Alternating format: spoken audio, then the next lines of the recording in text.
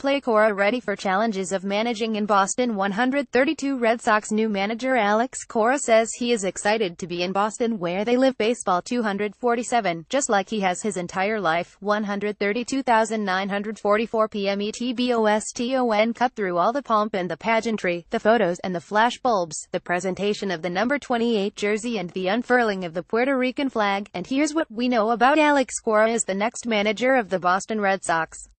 Nothing. Here's what you need to know as the hot stove season heats up. Insider Keith Law's free agent rankings, off-season previews. Out West, Kirk Gian biggest off-season questions. Way too early. 2018 power rankings. What's next? Astros, Dodgers. We don't know because we can't know. Cora spent one season as the Houston Astros bench coach, picking up a World Series ring along the way. That, and 2 years as the manager of a winter ball team back home in Puerto Rico, represents the extent of Cora's coaching career. He wowed President of Baseball Operations Dave Dombrowski and 6 other Red Sox officials in an October 15 interview in New York and received sterling recommendations from Astros manager A.J. Hinch and others. But when it comes to managing a bullpen or pinch hitting in the 9th inning of a one-run game, we have no idea. For now, none of that matters. And frankly, it's not why Cora is here either. The Red Sox hired Cora 2 weeks ago to be their 47th manager and finally introduced him at Fenway Park on Monday, the first chance he was available following the Astros parade through downtown Houston to cleanse the environment in the clubhouse. Under former manager John Farrell, the Sox won 93 games and a division title in back-to-back seasons. But they did so joylessly, with the constant expectation of winning in sports-crazed Boston often seeming to weigh them down.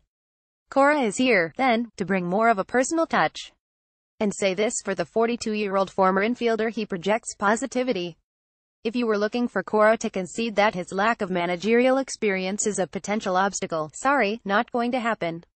There wasn't much point in lamenting the Red Sox lack of power last season because, as Dombrowski said, the team is poised to surge back over the luxury tax threshold this winter after getting below it last year, opening the door for a big free agent signing outfielder J.D. Martinez or first baseman Eric Hosmer or maybe even a trade. And if you were hoping Cora would acknowledge that managing and playing in Boston presents a challenge that doesn't exist in almost any other market, nope, he wasn't about to do that either. Boston, for a lot of people, is a challenge. For me, it's not, said Cora, who joked that he's used to being second-guessed by neighbors in line at the bakery when he managed winter ball in his hometown. I don't think experience is going to be an obstacle for me. I think I'm prepared. Whether Boston's rookie skipper can manage a big-league club remains to be seen.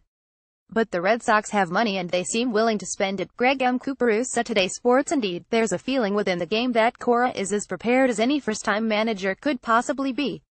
In 2005, after he got traded to the Red Sox midway through the season, Terry Francona told him, "Alex, you're going to be a big-league manager," and that was before he proved to have a Midas touch in helping to rein in enigmatic Manny Ramirez. It's a statement Cora heard again before his playing career ended in 2011 and during a four-year tenure as an analyst on ESPN. It only intensified this season when he became, in Hink's words, the best managerial prospect on the planet. But for as much as Cora can talk about his understanding of incorporating analytics into the game, his most desirable quality is the way he talks with and relates to players. Farrell's inability to extinguish the flames of ace lefty David Price's humiliation of broadcaster Dennis Eckersley on the team plane in late June caused the situation to linger over the team for the rest of the season. But while it was one thing for Cora to pull aside Ramirez and talk sternly when they were teammates, it's seemingly another to be the manager who must smooth over Price's ongoing feud with the media and general unhappiness with playing in Boston. If only Cora saw it that way. He believes a manager can benefit from having close bonds with players because it enables him to build trust and earn respect when tough decisions need to be made. To wit, Cora noted his long-standing relationship with Carlos Beltran, the Astros' 40-year-old designated hitter. They played against each other in winter ball in Puerto Rico and were teammates with the New York Mets. Their families are close. But when Beltran was going to lose playing time this season because he was less productive than some other DH options, it was Cora who had to deliver the news. "I had to be honest with him and we talked and we were still close," Cora said. The whole thing about drawing the line, players understand that. But at the same time they're human beings, man, and you've got to talk to them, you've got to see how they feel. Too close to players that doesn't exist.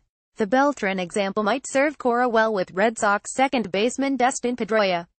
They were teammates with the Red Sox for 2 seasons and have remained friends. But Pedro is 34 now and coming off serious knee surgery last month.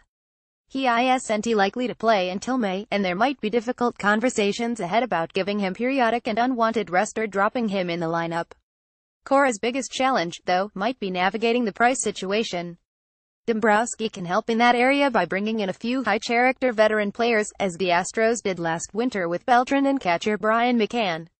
But when Cora said he reached out to Price before the World Series and had a brief phone conversation, that's only the beginning of what he hopes will be a more open line of communication between the manager and the pitcher. In short, Cora told Price how much of a scare he gave the Astros in the American League Division Series the way he threw the ball with conviction. Cora said, "I'll take that," and said he wanted to focus on moving forward rather than rehashing what happened last season. "For me, it's unfair to talk about what happened last year. It's in the past. I'm here to move forward," Cora said. "This guy is very important for me. Whatever I can do to help him out, I'm going to be there for him. And at the same time, whatever I can do for him to be successful, I have to be there for him. The whole clubhouse thing, will be fine.